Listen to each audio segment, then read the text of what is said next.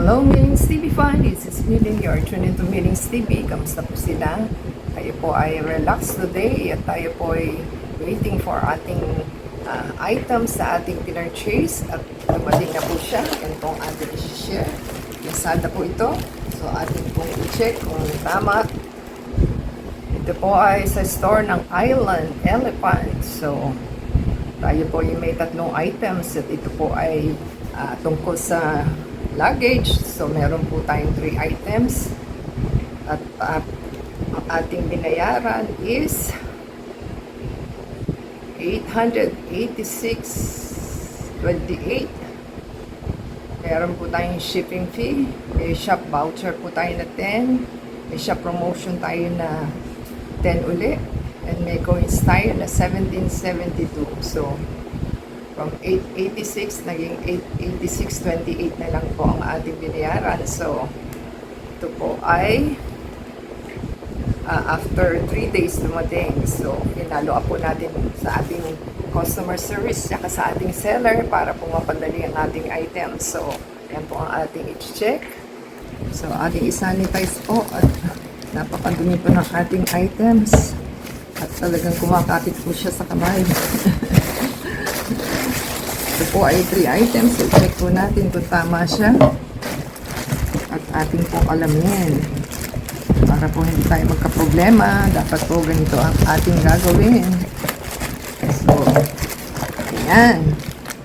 Parcel 1.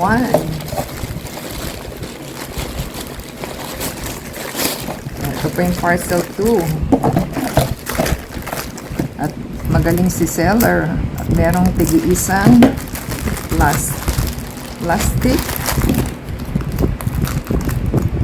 So, ito po is parcel 1 kasi dalawa po yung items ko dahil dalawa yung luggage kong binili.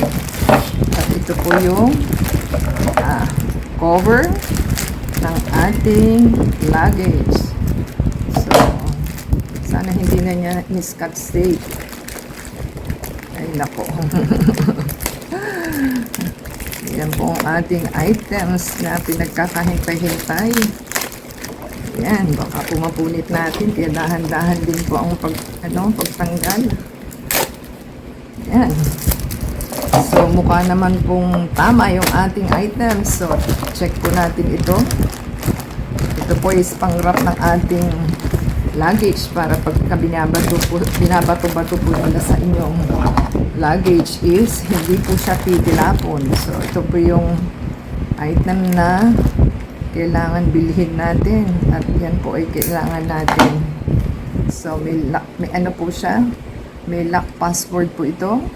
So, secure naman po siya, nakatahi. Ito po yung isang set. Ito po yung other set. So, yan po. Pareho rin lang din pala sila naka-lock, naka-password lock.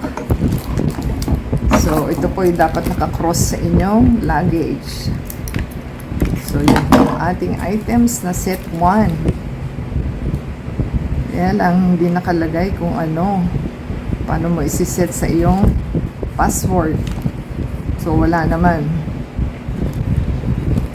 Ano kaya ito?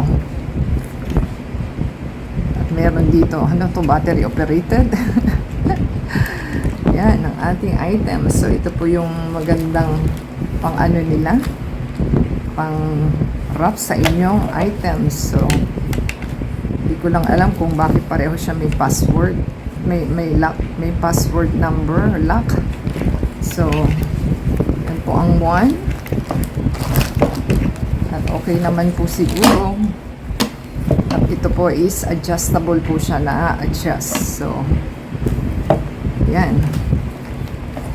So, yan po yung ating unang items. So, itry po natin buksan ito. Kung ano ba? So, properly naman siya.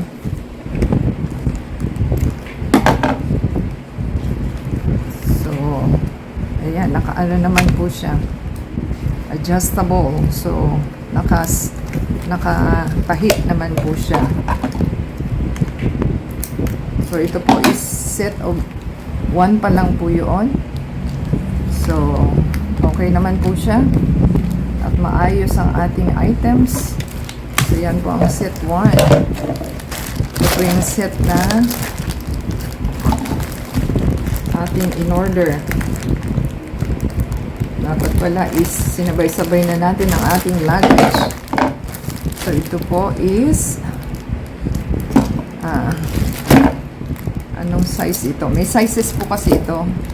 So yung aking size is parang ito po is medium. Dapat po ito is medium.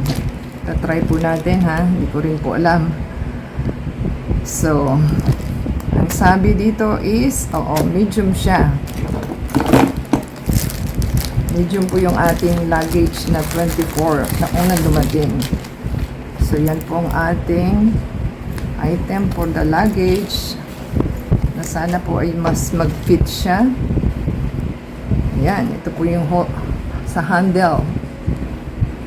So ito po yung pwede nyong i-lock sa ilalim. So tama na, nasunod naman po yung ating ang ating cover. Waterproof daw po ito at pwede naman labhan.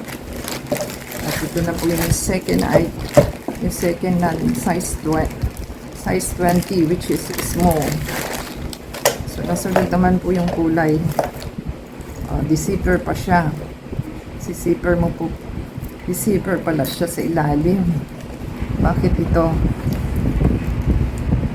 Di-zipper din. So pareho pala siyang di-zipper. Si-zipper niyo po siya. So yan po yung small na ating item.